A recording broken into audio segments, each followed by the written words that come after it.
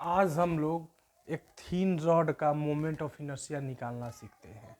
ठीक है, मान लेते हैं कि हमारे पास एक थीन रॉड है जिसकी लंबाई L है और मास M है। यह रॉड जो है यूनिफॉर्म रॉड है। यूनिफॉर्म रॉड कहने का सेंस इस बात से है कि इस रॉड का मास पर यूनिट लेंथ जो है इस इंड से लेकर इस इंड तक कांस्टेंट है। क्लियर है?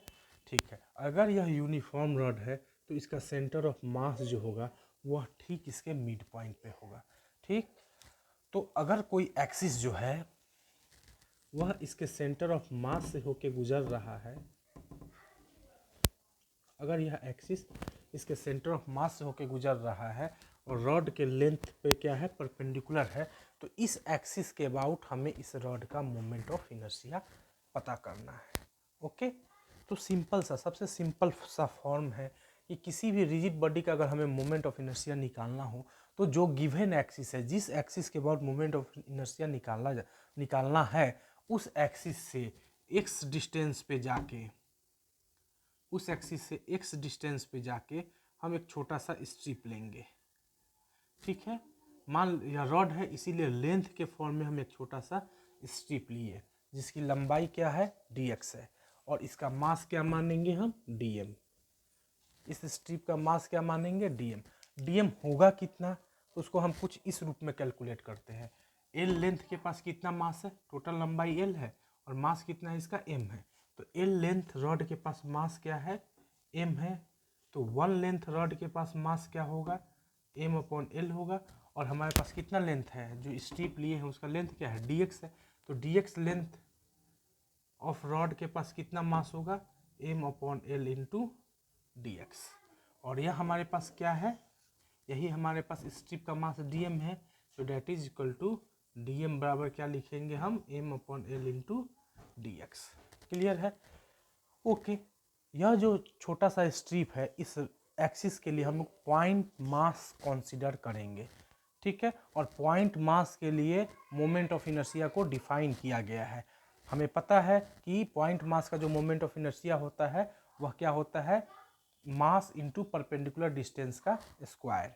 ओके, तो हम यहाँ पे छोटे से मास का इस एक्सिस के बाद जो मोमेंट ऑफ इनर्शिया है, अगर उसको हम डी से इंडिकेट करें तो डी बराबर क्या होगा, छोटे से मास का, मास एलिमेंट का मास इंटू मास एलिमेंट का इस एक्सिस से परपेंडिकुलर डिस्टेंस क्या है, x है, into x square. By definition से हम लोग यह लिख सकते हैं।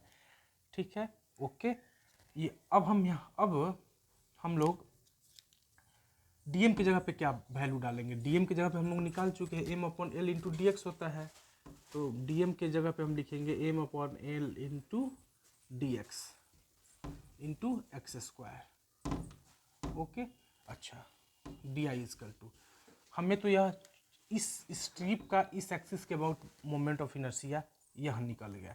हमें यह चाहिए पूरे रॉड का इस एक्सिस के अबाउट मोमेंट ऑफ इनर्शिया। तो हम यह कंसीडर करेंगे कि यह जो रॉड है ये ऐसे असंख्य बहुत सारे स्ट्रिप से मिलके बना हुआ मान सकते हैं।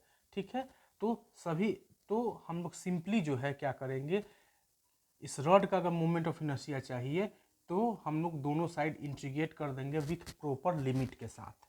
हमने यहाँ इंटीग्रेशन सिंबल लगा दिया। ठीक है, अब हम एक प्रॉपर लिमिट डालेंगे। लिमिट कहाँ से कहाँ तक डालेंगे, एक्स देखेंगे कि एक्स वैरी कहाँ से कहाँ तक कर रहा है, एक्स कहाँ से कहाँ तक वैरी करेगा। यहाँ पे एक्स का वैल्यू क्या होगा, 0। यहाँ पे एक्स का वैल्यू क्या होगा, l/2, क्योंकि यह मिड पॉइंट है तो यह हाफ हो गया, तो लेंथ l है तो यह l/2 लेंथ हो जाएगा। यहाँ देखेंगे तो इधर भी l/2 लेंथ होगा, लेकिन इसको अगर हम 0 मान रहे हैं तो इस साइड जो है कि हम निगेटिव साइन लेंगे, तो इधर मेरे पास लिमिट क्या हो जाएगा, -l/2। तो x जो है वैरी कहाँ से कहाँ तक करेगा, -l/2 से लेकर के +l/2 तक, यानी -l/2 लोअर लिमिट हो जाएगा और +l/2 अपर लिमिट हो जाएगा। तो यहाँ पे अगर हम डालें लोअर लिमिट -l/2 और अपर लिमिट क्या डालेंगे, +l/2, बस इसको सॉल्व कर देंगे। इसका इंटीग्रेशन जो होगा वो i होगा, यहाँ से m/l कांस्टेंट है, बाहर आ गया, बचेगा क्या अंदर, x square into D x. ठीक है। और लोअर लिमिट यहाँ डालेंगे L/2, अपर लिमिट क्या डालेंगे प्लस L/2, नीचे माइनस L/2, ऊपर L/2। ओके, एक्स स्क्वायर का इंटीग्रेशन क्या होता है x³ तो यहाँ हम लिखेंगे x³/3, नीचे माइनस लोअर लिमिट, ऊपर अपर लिमिट। अब हम लोग 3 कांस्टेंट है बाहर ले लेते हैं, m/3l। तो L/2 का x के जगह पे हम लोग क्या डालेंगे L/2 डालेंगे, तो L/2 का q का क्या सेंस हो जाएगा L³/8। फिर डालेंगे माइनस L/2 का q, तो डेट इज हमें क्या मिल जाएगा -L³/8।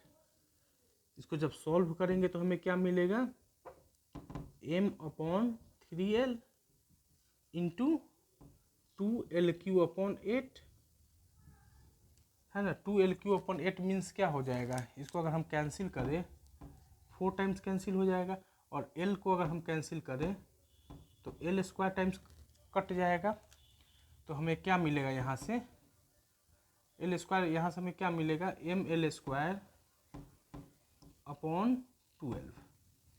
ठीक है, तो यह हमारे पास मोमेंट ऑफ इनर्शिया निकल गया इस एक्सिस के अबाउट, जो एक्सिस रॉड के सेंटर ऑफ मास से होकर गुजर रहा है और रॉड के लेंथ पर क्या है परपेंडिकुलर है। क्योंकि यह एक्सिस रॉड के सेंटर ऑफ मास से होकर गुजर रहा है, इसीलिए इस मोमेंट ऑफ इनर्शिया को अगर हम लिखेंगे ICM से इंडिकेट करेंगे। क्लियर है। तो कंडीशन क्या याद रखना है, फर्स्ट कंडीशन रॉड का मास क्या दिया हुआ है m, सेकेंड रॉड की लंबाई क्या दी हुई है l, और यह रॉड है कैसा यूनिफॉर्म रॉड है। और एक्सिस के बारे में क्या इंफॉर्मेशन दिया हुआ है, एक्सिस जो है रॉड के सेंटर ऑफ मास से होकर गुजर रहा है और रॉड के लेंथ पर क्या है परपेंडिकुलर है। क्लियर, ठीक है, ओके।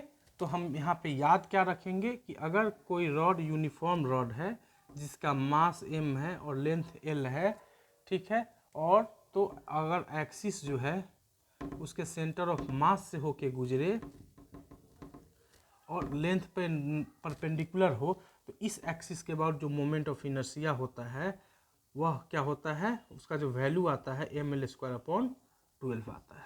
ओके, ये हमें याद होना चाहिए। Thank you.